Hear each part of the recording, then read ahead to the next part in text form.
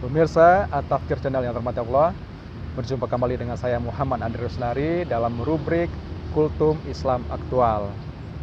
Nah, penasaran apa yang kita akan bahas pada kesempatan kali ini? Ayo, simak berikut ini.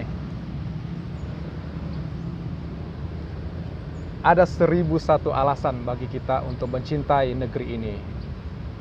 Kita lahir di sini, kita minum dari airnya, kita menghirup udaranya, kita tumbuh di atas tanahnya. Lebih jauh dari itu semua, bahwa kemerdekaan negeri ini adalah buah dari perjuangan bersama kakek, nenek, dan buyut kita. Oleh karena itu, posisi kita adalah sama-sama sebagai pewaris sah dan resmi dari negeri ini. Ekspresi dari rasa cinta itu bisa beragam, tapi substansinya sama, yaitu bagaimana caranya agar negeri yang kita cintai ini tumbuh dengan baik, kemudian terhindar dari hal-hal yang jelek dan tidak kita inginkan. Para pemirsa At-Tafkir Channel yang dirahmati Allah, di antara wujud dari rasa cinta tersebut adalah bahwa kita menghendaki supaya kepemimpinan yang hadir di negeri ini adalah kepemimpinan yang amanah, kemudian adil, dan tidak korupsi. Bagaimana itu semua bisa diwujudkan? Yang harus kita pahami terlebih dahulu bahwa adil, lawan katanya adalah zolim. Artinya ketika seseorang ingin menjadi pemimpin yang adil, maka dia harus menjauhi perilaku-perilaku kezoliman. Amanah, lawan katanya adalah khianat. Manakala seseorang ingin menjadi pemimpin yang amanah, maka dia harus menghindarkan, membuang jauh-jauh sifat-sifat khianat tersebut. Nah, pemirsa, Islam sebagai agama ternyata telah memberikan begitu banyak tuntunan kepada kita untuk bisa menghadirkan sifat adil dan juga amanah tersebut, termasuk dalam bidang kepemimpinan. Banyak kisah-kisah ketauladanan dalam rentang sejarah Islam yang panjang tersebut yang bisa kita ambil guna diterapkan dan diaplikasikan dalam konteks keindonesiaan di negeri ini. Berbicara tentang sikap adil, adil adalah suatu sikap yang harusnya melekat pada pribadi muslim. Karena untuk menjadi saksi saja itu dibutuhkan orang yang adil. Adil maknanya adalah dawam dalam kebenaran. Artinya ini orang adalah orang yang konsisten dalam berbuat kebaikan. Bukan kadang-kadang dia baik, kadang-kadang kumat, kemudian menjadi ahli maksiat. Itu bukan perilaku adil. Begitupun halnya dengan sifat amanah. Amanah, sebagaimana juga adil, merupakan dua di antara akhlak yang terpuji yang harus ada pada diri setiap muslim. Lawan dari sifat amanah adalah khianat.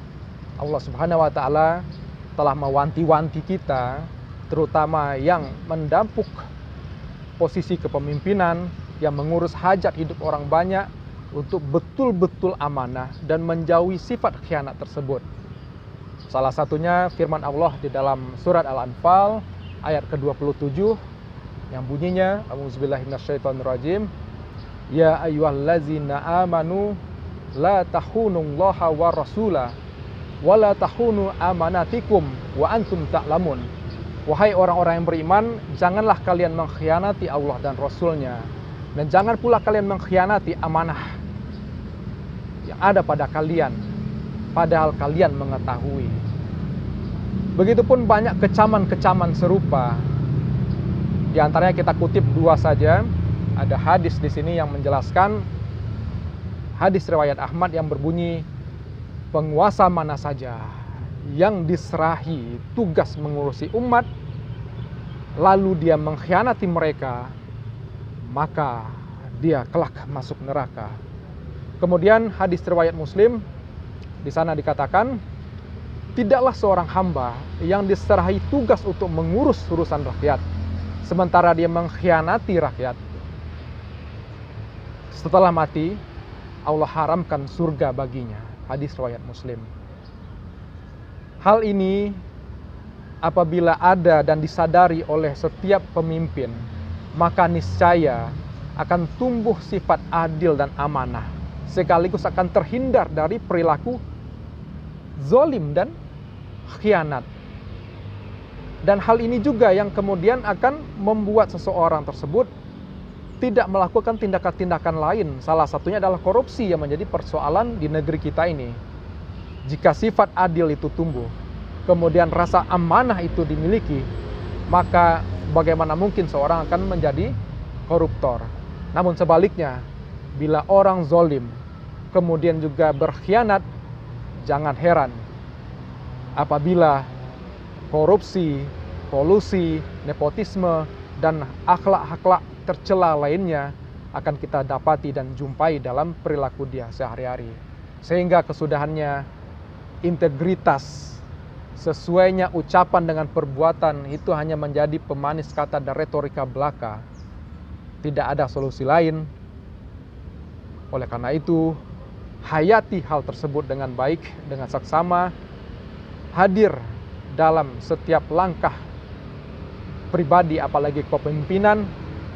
Dengan demikianlah pada akhirnya wujud rasa cinta kepada negeri akan lahir pada pribadi-pribadi yang memang memiliki integritas, dia bersifat adil dan amanah, kemudian turunan darinya dia tidak akan berlaku korupsi dan lain sebagainya. Dan terakhir, permasalahan kita hari ini bukan hanya masalah person saja, tapi ini juga menyangkut masalah sistem. Orang yang baik, punya integritas, sifat adil dan amanah, apabila tidak ditopang oleh sistem yang baik, maka ini adalah suatu hal yang sangat berat. Sebaliknya, sistem yang baik kalau tidak ditopang oleh orang yang punya integritas seperti itu, ya setidaknya dia bisa meminimalisir dampak. Tapi yang paling klop adalah manakala pribadi-pribadi yang baik seperti itu ada di dalam wadah sistem yang baik, maka akan terwujudlah yang namanya baldatun thayyibatun wa rabbun ghafur. Itu yang kita harapkan, dan semoga spirit ini juga menjiwai semua masyarakat. Kita peduli untuk kebaikan negeri ini, sekaligus proaktif menghilangkan hal-hal yang buruk sebagai tanggung jawab kita bersama, bukan hanya sebagai anak negeri, tapi kelak pertanggungjawaban kita pada Allah Subhanahu wa taala sebagai hambanya sekaligus sebagai umat Rasulullah SAW. Para pemirsa Tafsir Channel, kurang lebih seperti itu. Semoga bisa dipahami dan kita jumpa lagi pada lain kesempatan dalam tema-tema dan topik yang tidak kalah hangatnya. Wabillahi taufiq wal hidayah. Assalamualaikum warahmatullahi wabarakatuh.